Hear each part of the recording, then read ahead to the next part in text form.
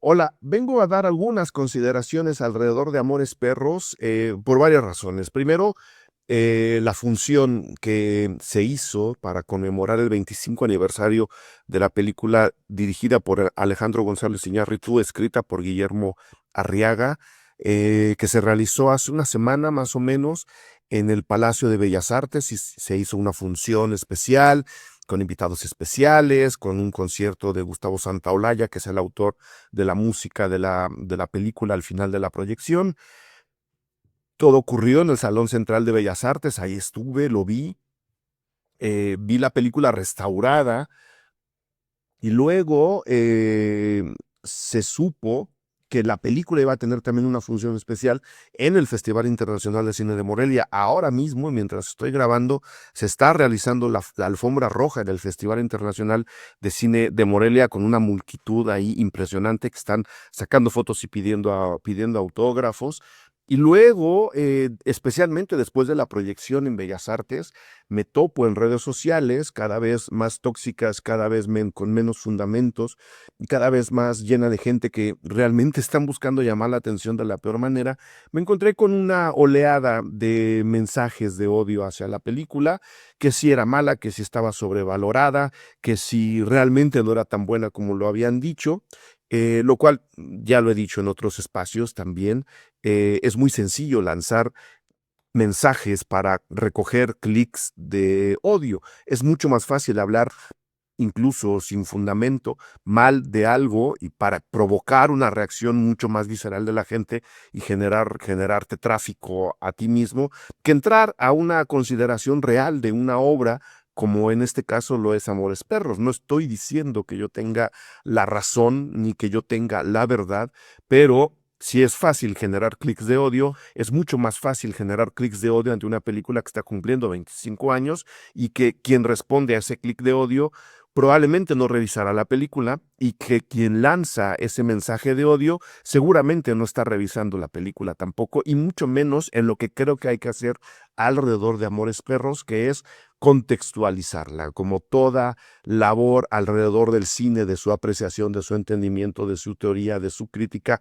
deberían hacer, que es contextualizar. Número uno, la película está cumpliendo 25 años, es una película del año 2000 que ya nada más en cuestión simbólica nos puede hablar de muchas cosas, el paso al nuevo siglo, las ganas de transformación, el pensamiento milenarista, ¿no? Que entre el 99 y el 2000 y luego vinieron más, se tenía la idea del famoso fin del mundo, estábamos todavía muy cerca de la caída del muro de Berlín, 10 años había caído el muro de Berlín, Europa todavía no se asentaba después de ese shock, era un mundo bastante más convulso, era un mundo bastante más agitado. México mismo estaba viviendo el inicio de lo que creímos en ese momento, una transformación, pero se estaba terminando de un lado un sistema político, se estaba terminando un sistema político en general.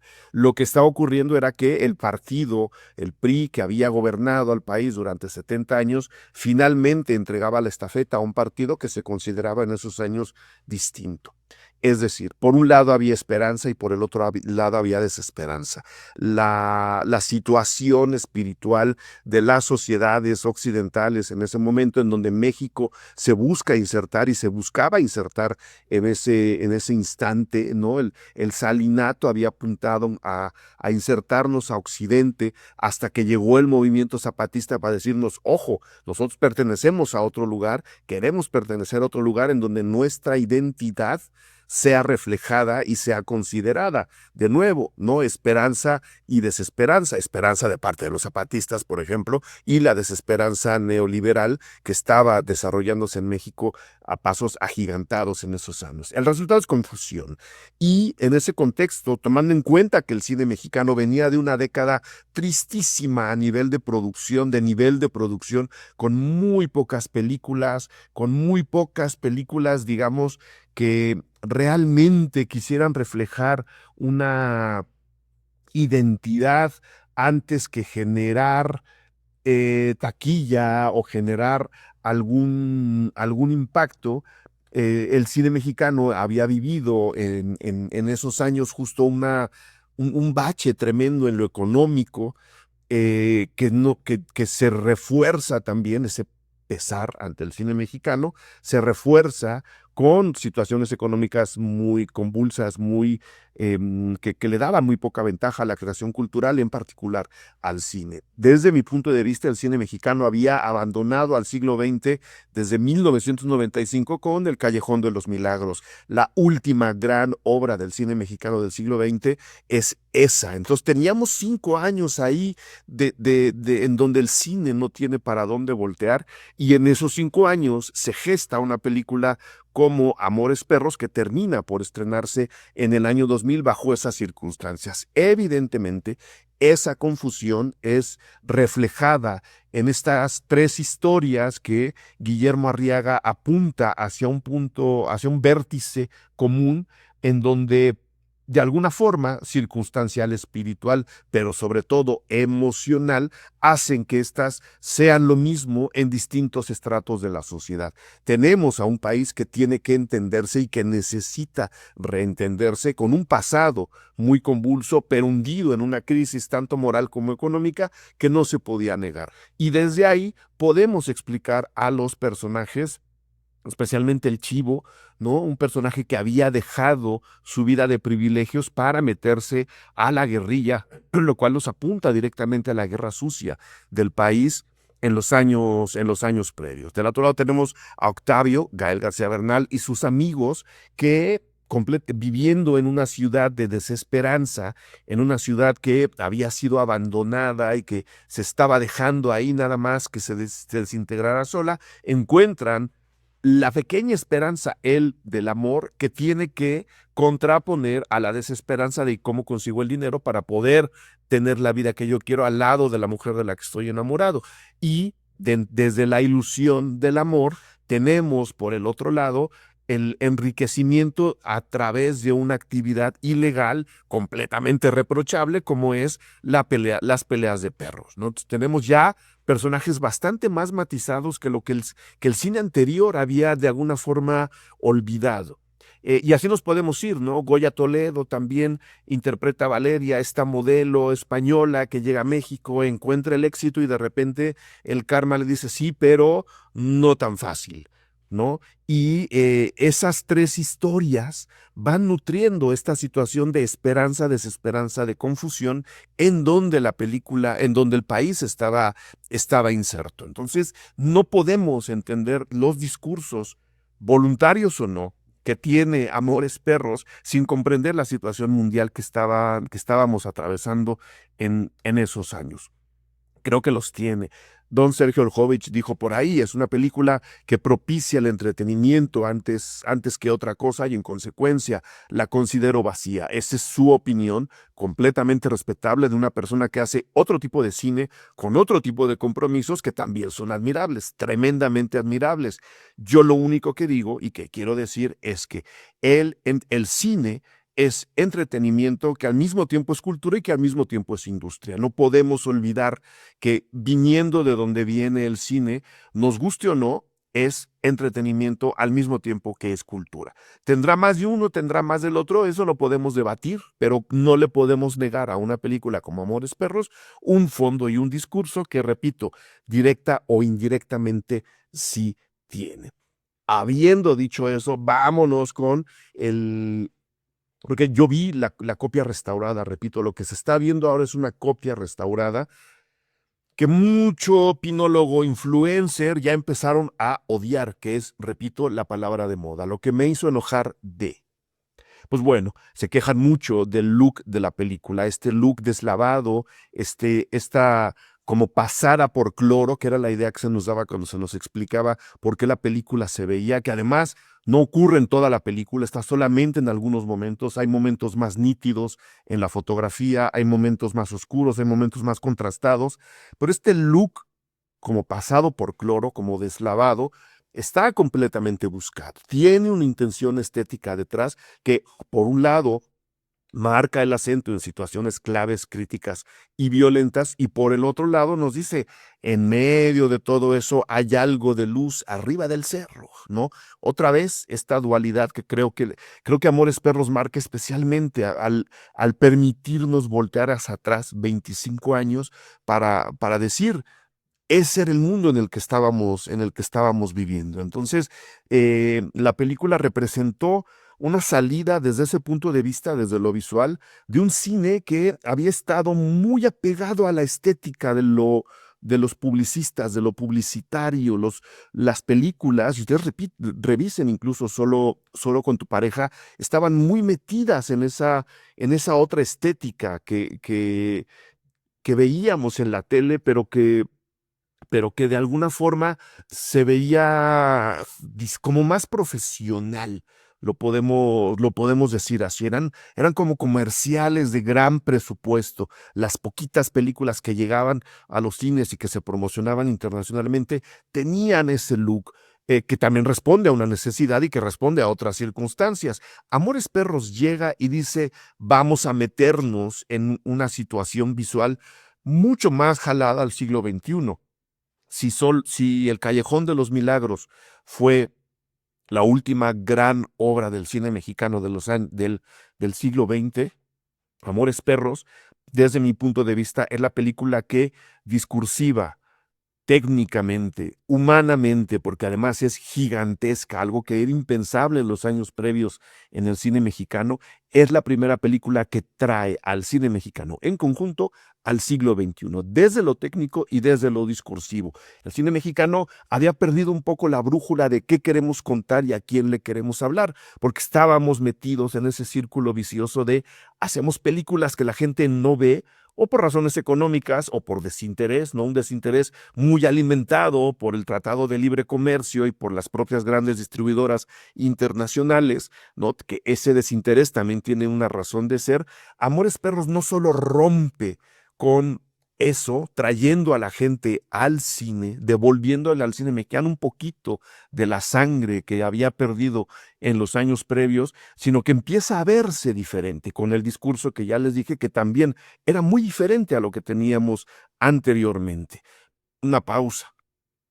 Alejandro González Iñárritu ha dado muchas entrevistas últimamente alrededor de Los Olvidados, y se sabe que Los Olvidados es una película seminal no solo para el cine mexicano que ocurrió después, sino para películas como Amores Perros, que voltean al lumpen para decirnos, esto también ocurre en la ciudad. No solo tenemos la vida de la gran modelo ni el tristísimo pasado de la Guerra Sucia, tenemos en lo contemporáneo un lumpen que apenas tiene con qué vivir y que existe en una ciudad tan grande, tan maravillosa y tan fotogénica como la que presenta Amores Perros. No hay en realidad una conexión real entre Los Olvidados y Amores Perros, pero sí hay una conexión de inspiración de Amores Perros volteando hacia Los Olvidados.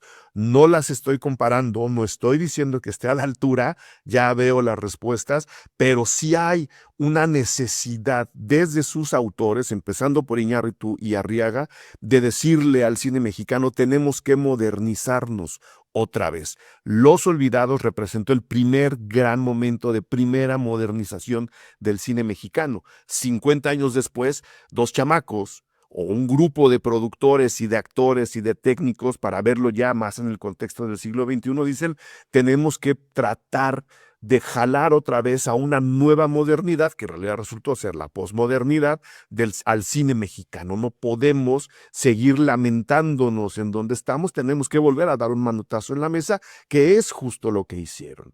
Y presentan una película impensable, dado el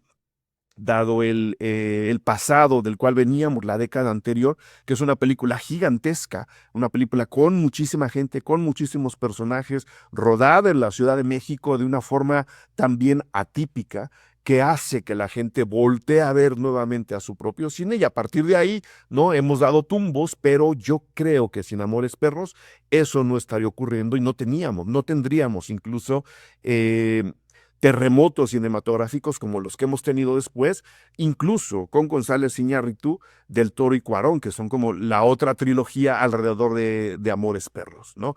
Por un lado. Por el otro, a nivel social y a nivel de inspiración no sirvió para nada, ¿no? Ya saben, pueden leer, ustedes pónganle ahí Amores Perros, tweets de odio, y ahí saldrá todo lo que se dijo de la pobre película. Por el otro lado, creo que no se puede negar, y lo dice alguien como yo, que uno de los primeros textos que escribí en mi vida fue sobre, en una revista que se me comisionó para eso, fue sobre Amores Perros.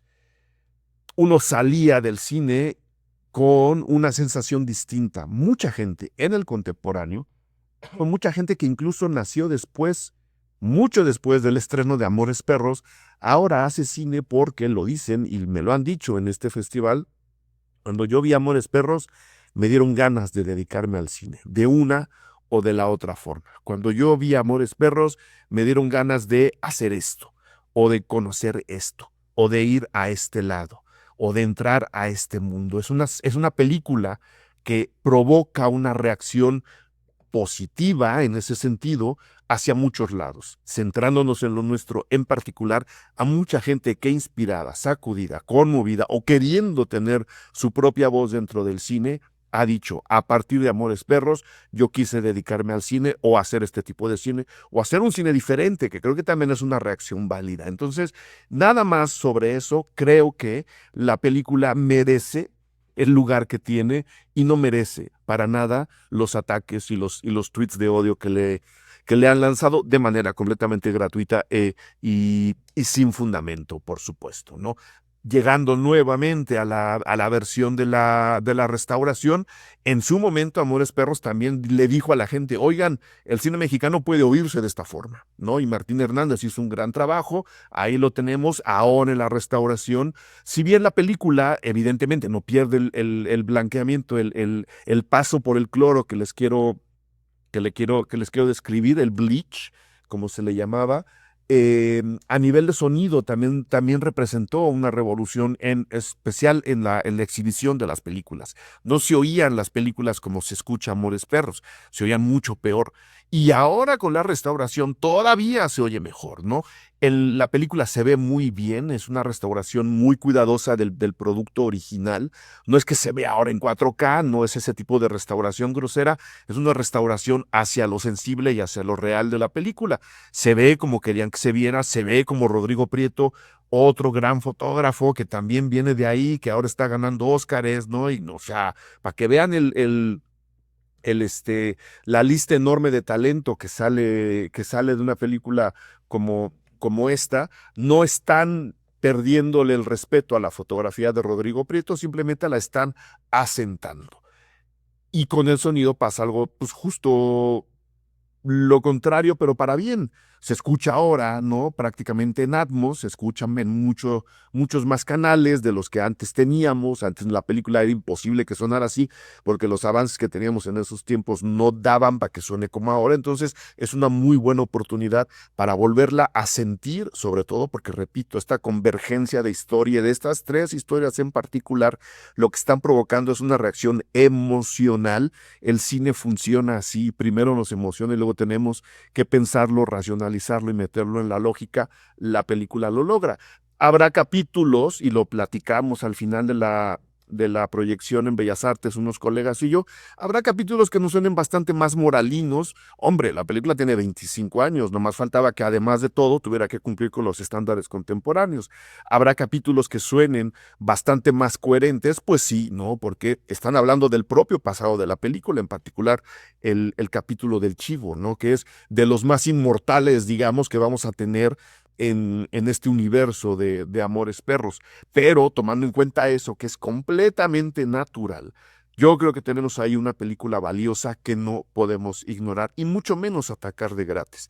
Si no les gusta es una cosa, pero negarle el valor y por querer negarle el valor decir fácilmente que es una película mala, que no lo es, en esa sala de Bellas Artes, y yo creo que en esta de Morelia va a haber mucha gente tratando de encontrar los errores de armado, de qué capítulo está mejor que el otro, porque ahora como miden, ¿no? Desde la opinología, ahora se mide todo en cuál tiene más y cuál tiene menos.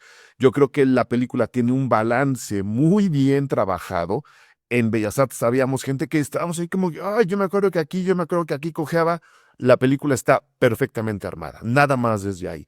Después tomen en cuenta todo lo que aquí torpemente vine a decir y ahí está, ¿no? Emilio Echevarría, Gael García, Goya Toledo, Álvaro Guerrero, Vanessa Bauche, Jorge Salinas, Marco Pérez, Rodrigo Murray, Humberto Busto, que nos ayudó a hacer un podcast sobre Amores Perros cuando la película cumplió 20 años. Lo hicimos en Cine Garage. Rosa María Bianchi, que aparece ahí súper poquito. José Cefami, Adriana Barraza, Lourdes Echevarría, que está en la presentación de la película ahora mismo, Ricardo Dalmechi, Gustavo Sánchez Parra. La lista nada más del reparto es impresionante. Alejandro González Iñárritu, Guillermo Arriaga, Rodrigo Prieto, ya se los dije en la fotografía, la lista de productores, Gustavo Santaolalla, la lista de editores, Luis Carballar, Alejandro González Iñárritu, Fernando Pérez Undía, nada más por ahí, la dirección de arte de Brigitte Broch, nada más por ahí, yo no veo en qué momento alguien se atreva a decir la película es mala, nada más por el equipo.